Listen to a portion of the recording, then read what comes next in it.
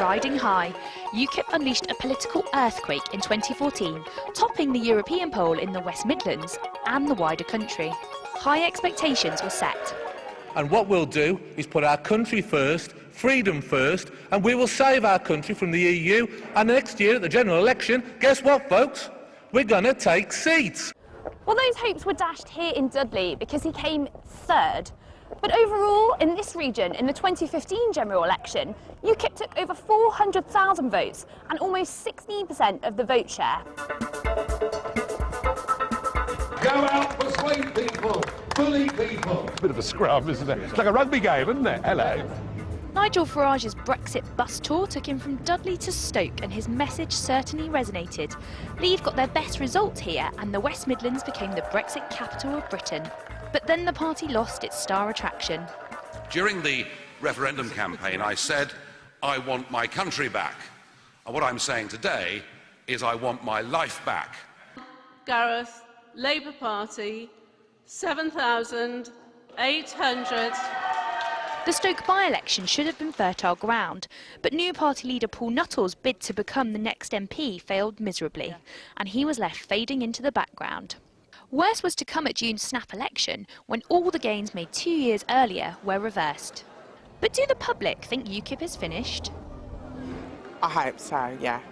They're going through a bad time. I think they'll recover, like all parties go through this. It's only just starting. More power to UKIP. Don't forget to vote, ladies and gents. I think they ought to finish, because the Labour Party are much better. 7 candidates are battling it out to be the next leader. Anti-Islam campaigner Anne-Marie Walters is the bookies' favourite to win, but her bid has split the party. She's also backed by former English Defence League leader Tommy Robinson. There are now just 22 UKIP councillors left in the West Midlands, and one of them says that she'll resign if Walters wins. She's not of the standard we require with the beliefs that we have. She doesn't belong in our party, and she should go to the EDL and run them. Earlier this year, one of UKIP's 3 MEPs in the region resigned from the front bench over the party's election pledge to ban the burqa. But he says there's no need to panic yet.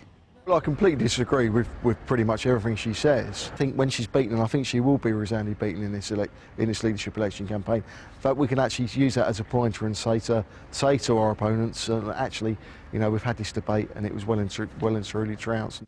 In town halls like Dudley, UKIP are working with other parties to help run things. So what do they make of it all?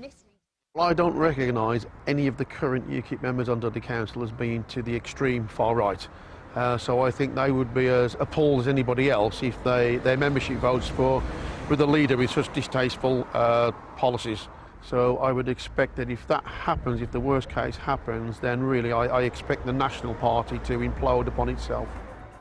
A post-Brexit rebrand is underway at UKIP, but unless there's a rapid turnaround in fortunes, scenes of success like this will be a thing of the past when next May's local elections come around.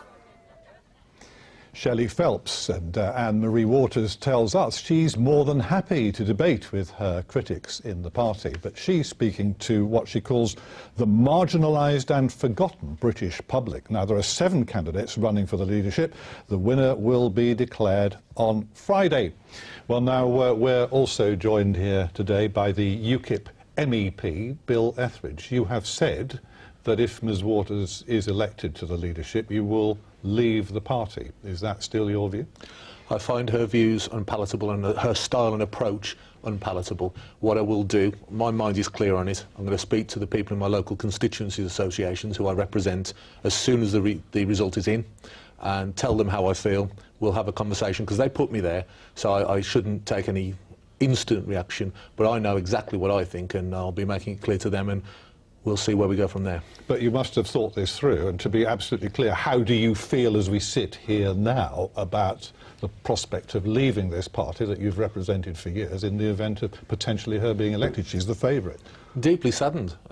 We saw some great footage there of Nigel coming to Dudley and my comments about winning seats at the next election, which I knew might come back and hit me. But the point is, I love what UKIP represents, and I love but what it really represents, the patriotism, the freedom-loving, the liberty, the smaller state, that's what I believe in, and that's what the party was formed for. What's happened, and not just because of Ms Waters, but because of other people as well, the party has narrowed down to something that's more unpleasant and more unpalatable. Peter Whittle is the other likely potential winner. I mean, what would be your position if he turns out to be the new leader? Very similar. Peter's just a better spoken version. You know, frankly, I like him as a guy, I know him, but his views are not those that I would consider to be UKIP. And really, it's taking us down a very dark alley that we don't need to be in. What is it specifically about the views of Ms Waters and Mr Whittle that you really don't like? Look, what it is, we all understand that there's an issue with extremism and Islamic terrorism. Everyone gets that, every party gets that. But within UKIP, it so happens that these couple of candidates have really struck a note with people by pushing this to such an extreme point themselves, where no other policy is applicable. We don't hear anything about the economy. You know, I'd rather hear of someone talking about having read Adam Smith's works than the Quran. That's much more relevant to running a country. Now, I've been actually reading through some of the things that are being said in this argument by them, actually, and I can imagine that you feel uncomfortable, as you say, but isn't the reality that there will be many people out there who do actually agree with this position? Of course they will. And the position itself, look, if we're talking about the fact that there's an issue to be dealt with, I agree. You know, no one is more hardline when it comes to dealing with terrorism and internal security threats than I am. What I don't believe in is demonising, whether intentionally or not, one whole section of society. That's absolutely wrong. We look at people and judge them all under British law to the same standard. That's how it should be done. Do you see large-scale defections away from your party? Will you sit as independents, potentially? Well, there's that possibility. I mean, I can't speak for other people. You know, politics is a funny old game, but I certainly speak for myself when I say that I would find a victory for that side of the party unpalatable, and I'll be discussing it with my constituency. Quick comment as a Midlands MEP yourself? I'm very concerned at the anti-immigration, the sort of the race hatred that is generated by certain of the UKIP members, and I don't include Bill in this, but I think really UKIP has become a complete irrelevance now. I mean, I would echo what Anthony says. What is the point of UKIP? It would be the question that we ask. In Stoke-on-Trent, at the by-election, they told us they were going to win. In February, in June, lost their deposit. I mean, there has been a remarkable turnaround in electoral fortunes, and unfortunately there are some people in their party, and again, I don't include Bill in this, who hold views that are more suited to the BNP than UKIP. Who do you back in the leadership, then? Well, I'm supporting John Rhys-Evans, who is a candidate who's more on the libertarian wing. He's got some ideas on direct democracy, and most importantly of all, he has a rounded view of things. OK, we'll be watching. We'll see what happens next week. Thank you. Many thanks to Bill Etheridge for being with us here today. Right, let's...